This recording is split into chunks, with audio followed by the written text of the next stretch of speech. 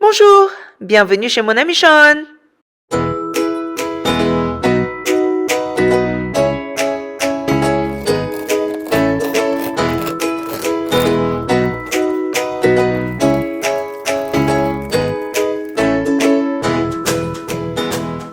Je vais vous montrer la recette la plus simple et la meilleure pour faire son pain au levain chez soi.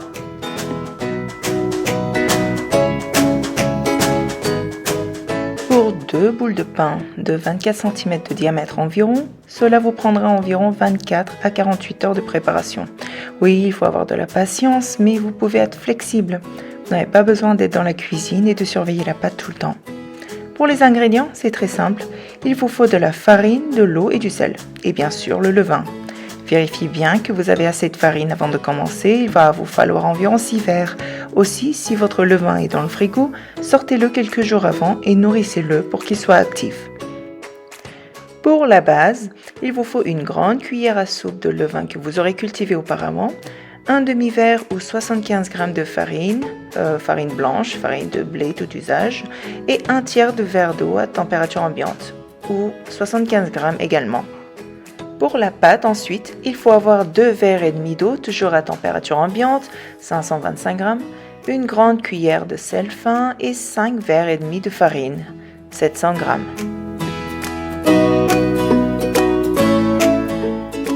Dans un grand saladier, ajoutez une cuillère de levain, un demi-verre de farine et un tiers de verre d'eau. Mélangez bien et laissez reposer toute la nuit à température ambiante. Ce sera la base pour notre pain. Le lendemain, ajoutez 2 verres d'eau à cette base et mélangez pour que ça soit bien dissous. Ensuite, mettez les 5 verres de farine. Remuez bien jusqu'à ce que toute la farine soit incorporée. Couvrez le bol avec du plastique ou un torchon et laissez reposer la pâte pendant une demi-heure à 1 heure.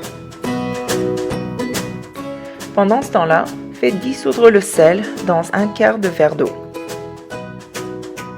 Après ce repos d'une demi-heure, ajoutez l'eau salée à la pâte. Mélangez bien avec votre main, la pâte va devenir beaucoup plus hydratée et souple. On passe maintenant au pétrissage, stretch et flip. Prenez un côté de la pâte, étirez bien, puis ramenez la partie étirée au milieu pour recouvrir la surface de la pâte. Répétez ce stretching sur tous les côtés. Vous pouvez seulement faire un tour ou plusieurs si ça vous amuse. Couvrez et laissez reposer pendant une demi-heure. Vous allez répéter ce pétrissage, étirer et replier la pâte sur chaque côté et repos de 30 minutes 5 fois de plus. Au fur et à mesure, vous verrez que la pâte devient plus régulière, lisse et ferme. Il est maintenant temps de travailler la pâte. Farinez bien votre plan de travail pour que la pâte ne colle pas. Doucement sortez la pâte du saladier et la transférez sur le plan de travail. Divisez la pâte en deux avec un couteau, une spatule ou grattoir, puis vous allez en faire une boule pour chaque pâte. Pour cela, vous allez faire tourner la pâte avec les 2 mains en ramenant les bords en dessous et vers le milieu. Couvrez d'un torchon et laissez reposer pendant 30 minutes. Préparez 2 bannettons. Si vous n'en avez pas, c'est pas grave, vous pouvez utiliser un saladier ou un égouttoir recouvert d'un torchon. Farinez généreusement l'intérieur et sur tous les côtés. Retournez la pâte et transférez-la dans le banetton. Le haut de la boule ira au fond du banetton. Couvrez et laissez reposer toute la nuit dans le frigo ou 2 à 4 heures au moins à température ambiante pour la fermentation. Préchauffez le four avec les cocottes à 450 degrés Fahrenheit ou 230 degrés. Transférez la pâte dans la cocotte sur du papier sulfurisé. Avec une lame, on va scarifier la pâte là où vous voulez que ça s'ouvre. On va remettre le couvercle de la cocotte et on va faire cuire au four pendant 30 minutes.